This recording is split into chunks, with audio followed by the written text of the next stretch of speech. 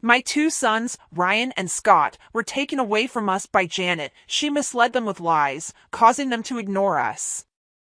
After Janet, Ryan, and Scott were asked to leave our home, my husband Stephen suddenly passed away. When I told Ryan about his father's death over the phone, his reaction shocked me. He said, "Your dad passed away? You handle the funeral, Mom.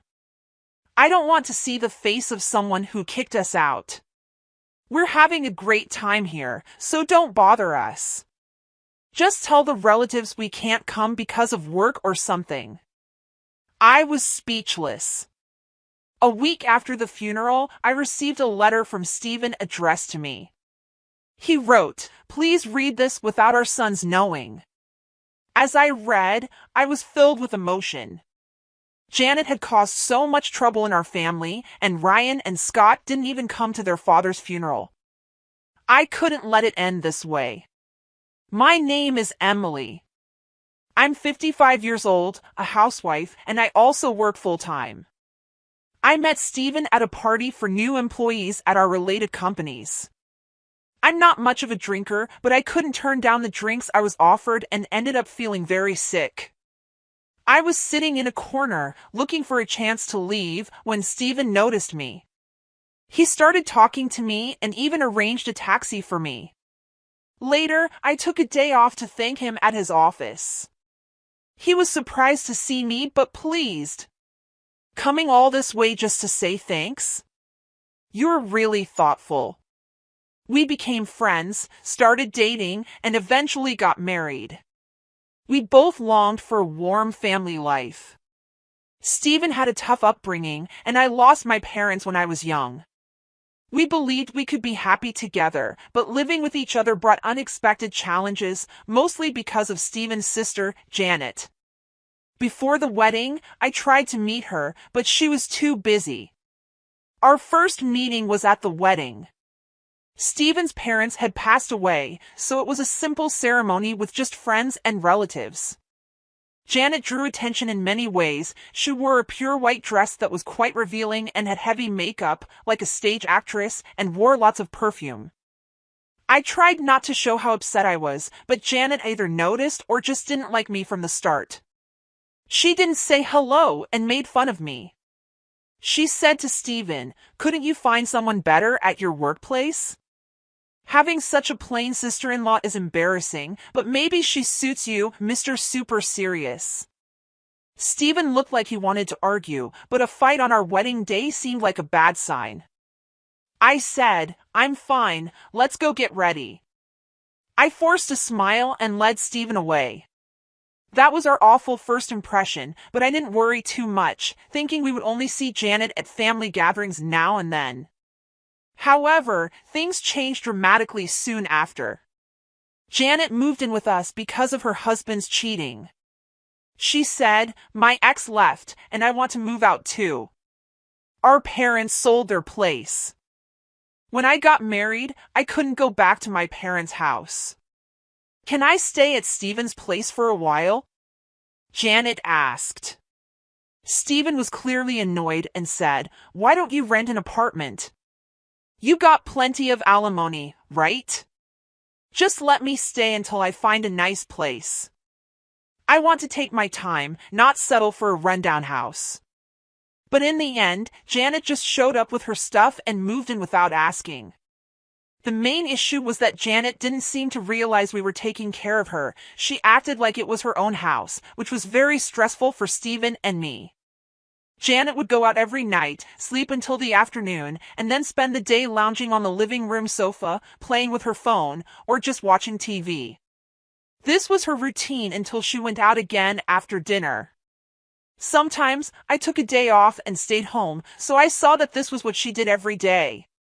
When I came home tired in the evening after working all day, Janet would ask in a complaining tone, "Hey, is dinner ready yet? How long until it's done?" I would say, "In about 50 minutes. She would reply, "That long? Hurry up, will you?"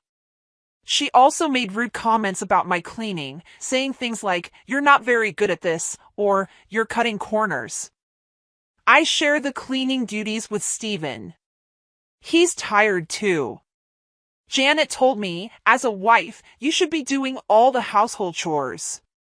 I didn't want to complain to Steven about Janet because I didn't want to ruin their relationship as siblings, but he noticed that I was becoming unhappy. When Steven asked me about it and I told him about Janet's behavior, he got really angry. He told Janet, "Don't overstep your boundaries. You're just a guest here." But Janet just shrugged and said, "I'm just stating the obvious," and refused to help pay for household expenses. She said, "I'm still in shock from my husband's cheating. How can I work in this state and you want to charge me? I can afford to pay for clothes and go out drinking." Janet's attitude made both Steven and I very upset. My dream of a happy married life was turning into a nightmare because of her. Steven and I wanted to have kids soon, but it seemed like the stress over Janet was getting in the way. We were even thinking about getting medical checks when I found out I was pregnant. In our 6 years of marriage, we were so happy and cried tears of joy. Steven saw this as a chance to suggest Janet move out. He told her, "We're going to need more space when the baby comes. Maybe it's time you move to your own place." Then Janet asked me what I planned to do about work. I said, I plan to return to work after a year of parental leave. She offered, "Well, I can look after the baby. But we plan to use daycare." I checked around and found out that all the daycares, even the unlicensed ones, had long waiting lists. A few months later, as my belly began to show, Janet said confidently, "I'll take care of the baby until you get a daycare spot. I owe you, and I'll do it for free. It'll be tough on your finances if you quit your job." After discussing it, Steven and I reluctantly agreed to let Janet help. I was very worried, but to my surprise, Janet took excellent care of our newborn, Ryan. She learned about childcare online, prepared his meals, and even took him to parks and community centers. She was so dedicated to Ryan, and it showed in how much he adored her. Even when our second son, Scott, was born 3 years later, Janet's care didn't change. With Steven and me busy at work, we were thankful for her help with the kids.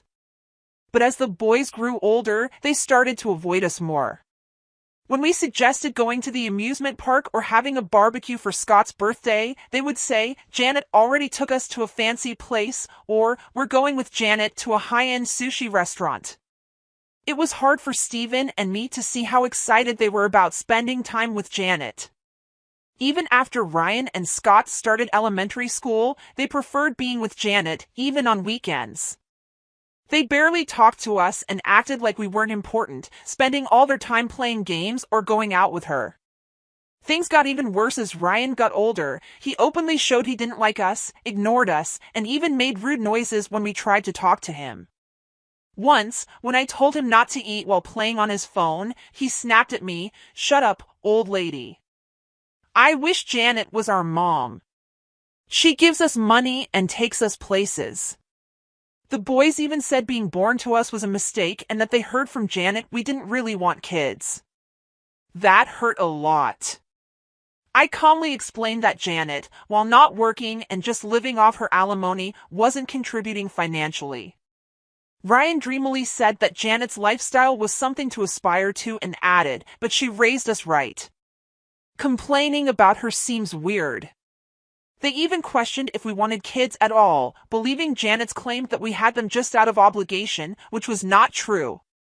Steven and I always wanted kids, and Janet had only offered to help until we found daycare. I was very upset and couldn't believe what Ryan was saying to me. He smirked when he saw how upset I was and said, "You guys are always so annoying, telling us to do homework and that we played too many games. Janet says it's fine not to do homework and even stays up playing games with us until morning." I snapped back, "Janet isn't responsible for your future. Your dad and I tell you these things because we care about you, even if it means you might hate us." "Yeah, right. You're just jealous because we're close to Janet. How dumb." Maybe you shouldn't have let her take care of us. I felt like crying. When I looked up, I saw Stephen at the doorway, his fists shaking. He asked, "Who do you think you're talking to?" "Oh, hey, Dad. Working late again today?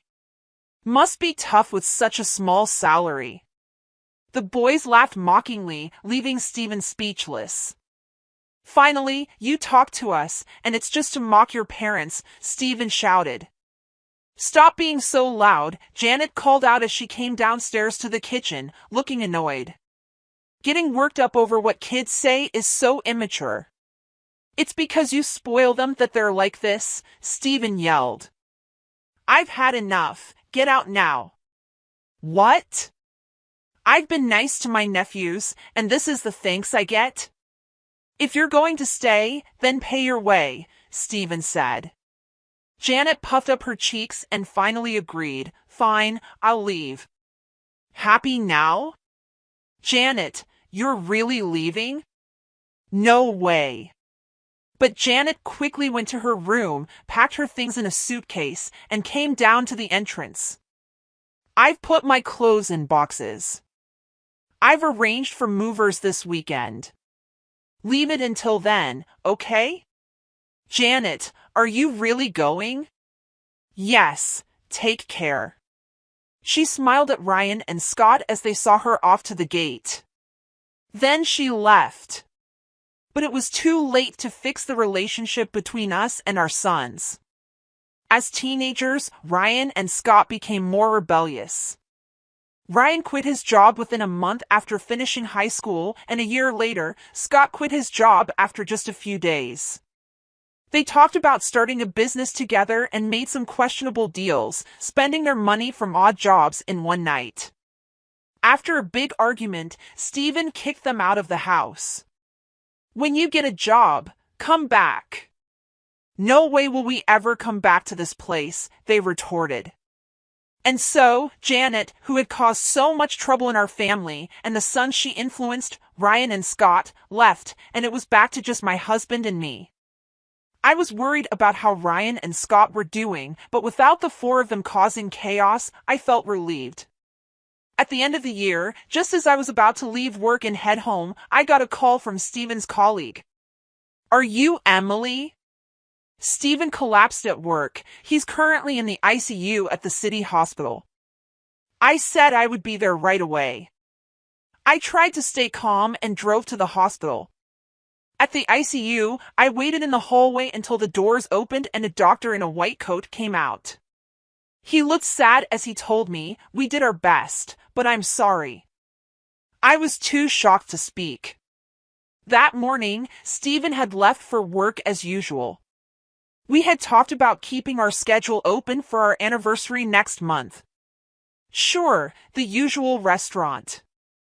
I have a surprise planned for this year. I never thought that would be our last conversation. Everything felt gray and meaningless as I stood there. I decided to contact Ryan, Scott, and Janet to tell them Stephen had passed away.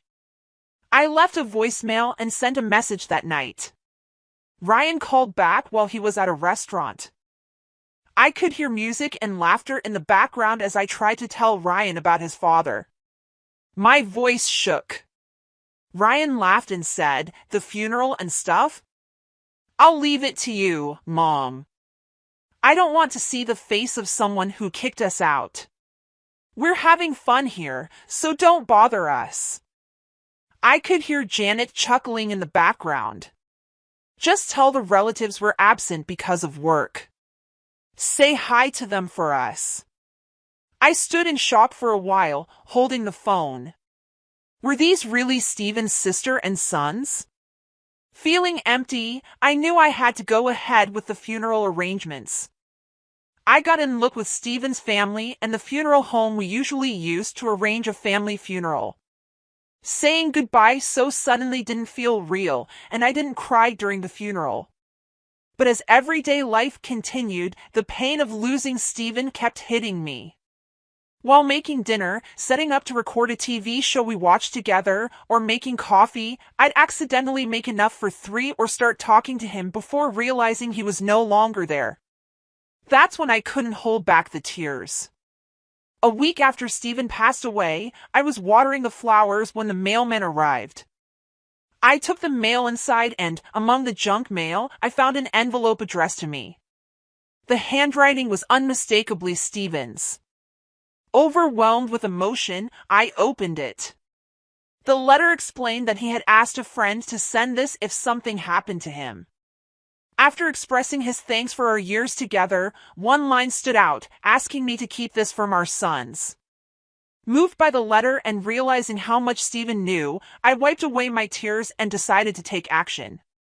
Janet had hurt our family, and Ryan and Scott hadn't even come to their father's funeral. I was determined not to let it end this way. Stephen's letter mentioned a package in a safety deposit box at a bank near the station, and he included a key. I went to the bank, entered the safety deposit box area next to the ATMs, and nervously followed the instructions. I inserted the card, entered the PIN, and part of the table opened to reveal the safety deposit box Stephen had rented. I used the key, found everything Stephen mentioned, and took them with me. Later, I invited Janet, Ryan, and Scott to my house. I decided to share Stephen's inheritance with everyone important to him. With the promise of inheritance, Janet, Ryan, and Scott came quickly. They had skipped the funeral but were eager for the inheritance, which showed their shamelessness. Janet couldn't even wait while I was making tea. She blurted out, "Stingy Stephen had an inheritance? Maybe he hid money because he was so stingy. Being stingy might not be so bad after all. I wonder if he put his inheritance in some account. I'm excited." Then she looked at me and smiled. "You did the right thing telling us. Stop beating around the bush. Is Dad's inheritance in jewels? Maybe gold bars?" As they all fidgeted, I smiled and said, "Before that, please listen to this." I put an IC recorder and Stephen's cell phone on the dining table, which confused them. "Is that Dad's cell phone? And what's this, an IC recorder? The kind used for investigating affairs? I see it on TV. Wait, did Dad have an affair?" Ryan laughed mockingly, but his smile vanished when I pressed play. Ryan's voice came through, talking on the phone. "Yeah, remember that old lady you met at our house, Janet? She wears so much makeup and clings to me, calling me Ryan, dear. It's gross, but she'll hand over money if you flatter her. There's a use for fools and old ladies." As Ryan froze, Janet's face filled with anger. When the recording stopped, Janet angrily asked, "What was that, Ryan?" He replied, "I don't know, a stranger maybe? Or Dad recorded that voiceover."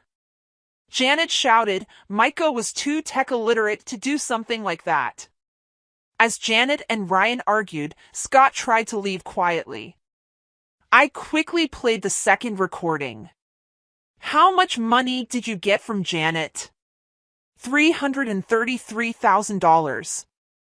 "Damn, I only got $3,000. What did you do?" "Gave her a bouquet of roses and a high-end bag for her birthday.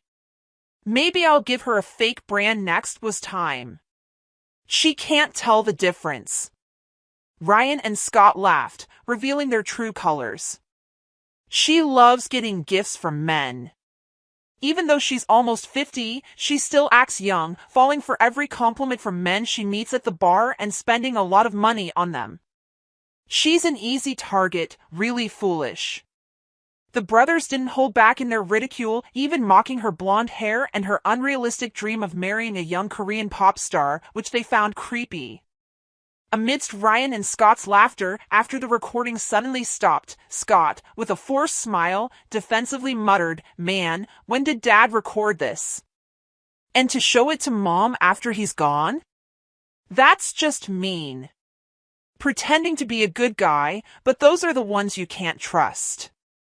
Even now, they continued to insult Stephen, which made me very angry. Before I could speak, Janet yelled at them, "You dare mock people! Who do you think raised you since you were kids? Don't mess with me!" "See, that's what's so annoying about you, always acting like we owe you," they replied. Ryan and Scott's laughter made Janet's ears turn red with anger. "Now it's your turn, Janet. Having a favorite bar to go to, that's quite nice, isn't it?" As I reached for the IC recorder, Janet's face tensed up. Without hesitation, I pressed play. First, lively music and clinking glasses, then Janet's high-pitched voice came through. "That's right, I've had my nephews wrapped around my finger since they were little.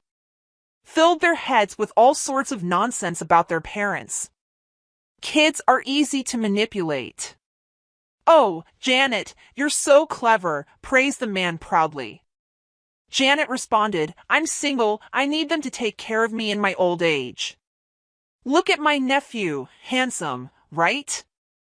"True, they look like models or pop stars." The man replied, growing more talkative, "I dream of my nephews feeding me, taking me on amusement park dates, even changing my diapers in the future." "Oh, wow, going into a facility? No way. If I'm going to be looked after, it's by handsome men only. Can't wait." I stopped the playback and looked at Janet, with Ryan and Scott's intense gaze upon her. She turned away. So, both my brother and his wife had nasty hobbies, recording things secretly. "You were venting around so much," I heard from relatives and got curious. "After all, the alimony from your ex-husband should have run out after 24 years, yet you remained unemployed. So, I hired a private investigator to look into your background," I explained. "What had been recorded, Janet? You really are quite a character." "No, not funny at all. Creepy, really. What do you think of us?" As the brothers cringed and hugged themselves, Janet's eyes narrowed in anger. "Shut up! I doted on you, spent my time and money. What's wrong with expecting something in return?" "Oh, you mean this?" I said as I spread a bank book on the table, making Ryan and Scott's eyes light up. "Oh, is this finally the inheritance?" "Well, sort of," I said suggestively, glancing at Janet, who looked nervous and sweaty, her eyes darting around as if looking for a way to escape. I turned to Ryan and Scott. "Remember what I told you before? Stephen cut ties with his father before we got married, remember?" Ryan nodded. "Our grandfather, Dad's father, didn't work seriously.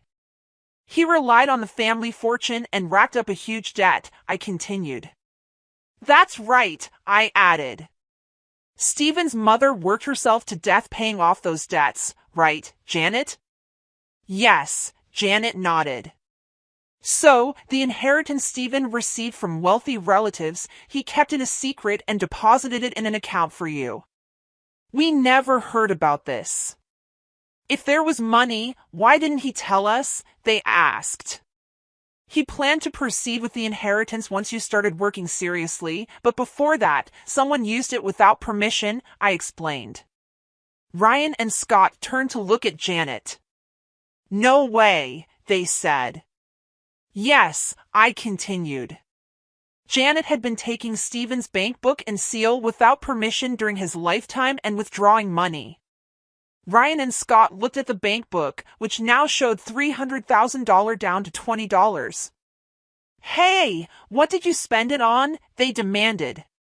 "Well, this guy convinced me there was a great investment opportunity.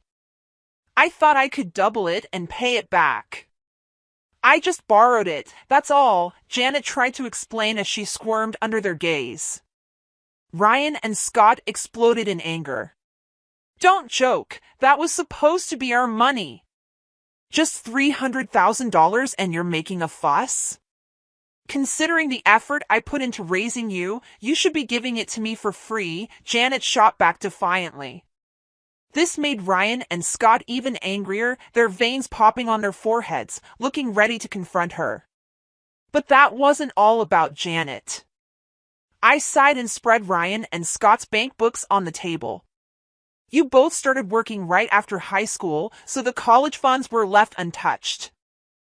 I was going to give it to you once you started working seriously, but this too was meddled with. Seeing only a few pennies left in their accounts, Ryan tore at his hair in frustration, and Scott almost cried. Damn it, woman, what you're doing is criminal. Yeah, we'll sue you, they threatened. Don't be silly, it's called family theft and doesn't count as a crime when done by a relative, Janet replied, crossing her arms and legs and laughing annoyingly. I'll pay it back someday, maybe in the next life. You could be charged for it. That's why I called the police earlier, I said. At my words, Janet's eyes widened in shock. Huh? Indeed, relatives living together can't be charged for crimes, which is why Stephen kicked you out, planning to report you. Dumbfounded, Janet asked in disbelief, you betrayed your husband's sister? Well, yes, that's what happened, I confirmed. Really unbelievable. After all I've done for you, how ungrateful, Janet complained. Who's ungrateful here? I yelled back, silencing the room. I glared straight at Janet, unleashing my fury. Because of you, our family is a mess. It's beyond repair. What are you going to do about it? Overreacting much? Janet shrugged. I should have never trusted you and kicked you out sooner, I said. Then Janet turned to Ryan and Scott, spreading a sinister smile across her face. I wanted to be a mom, huh? Since I couldn't become one, I thought I'd take your mom away from you too, out of spite. Ryan and Scott looked terrified. Are you okay in the head? Just stay away from me for good. That's a problem. I came today to borrow money from you, Janet smirked. We're family, she said, so we should help each other in times of need, right? Yeah, right, Mom. Suddenly Ryan and Scott, who had been furious moments ago, put on a smile. Actually, we're broke too. Got fired for talking back at work, for taking a little unscheduled break. They're so arrogant, Scott and Ryan complained bitterly. I felt a headache coming on. Getting fired is what you deserve, huh? Why? Yeah, we got kicked out of our apartment, Ryan casually revealed. Didn't pay the rent, so we'll stay here for a while, that's okay, right? And cover our debts once we're debt-free. We'll start working seriously. Can't you lend us about $60,000? You're working, after all. Faced with their brazen request, I was stunned. I felt a surge of anger. Don't mess around. I have nothing to lend to sons who skipped their father's funeral, I refused strongly, but they kept asking. Please, Mom. If you keep this up, I'll report you to the police too. Don't ever set foot in this house again. Just then, a police car siren stopped in front of the house. Janet, trying to escape in a panic, ran into the police officers at the front door and was quietly taken away. Damn, are we going to get arrested too? Let's just get out of here for now, Ryan and Scott said. They glanced at me, standing firm, gave up on asking for money, and left. Ryan and Scott, realizing that the money Janet had given them came from Stephen and their own savings, seemed to have finally lost all affection for Janet. I don't want to end up like them, they said, seemingly deciding to work seriously. But their laziness didn't disappear overnight. They kept calling me, Mom, I'm being pressed for payments at the bar. Can you lend me some money? I blew it all on horse racing. Can you lend me about $200,000? I got so annoyed that I blocked their contact information. Later, they tried to ask other relatives for money but were shunned and denounced as heartless for not attending their father's funeral, leading to estrangement. Eventually pursued by debt collectors for borrowing from shady sources, Ryan and Scott woke up and started working seriously. However, they had racked up so much debt that they were banned from the nightclubs and bars where they were regulars. Now shunned even at their favorite drinking spots, they complained, "We've lost all the fun in our lives." Janet, being a first offender, paid a fine and was released quickly. However, the incident led to her being dumped by her boyfriend. Moreover, after repaying the embezzled money from Stephen's, Ryan's, and Scott's accounts, she ended up with a huge debt. Janet now works from early morning till late at night, looking exhausted. What I kept secret from Janet and my sons was that Stephen had left another item in the safe, a large pink diamond necklace, a prestigious heirloom passed down from his mother. As mentioned in his letter, it was intended as a gift for our 34th wedding anniversary next year. Fearing it might be found and sold by Janet or my sons, Stephen had kept it in the safe. When appraised, it was valued at $360,000. To my astonishment, I wouldn't sell it. It's a treasured gift from Stephen. Although I hoped for a warm family, things didn't go as planned with my sons, and I lost my husband too. But Stephen's memory is still alive in my heart.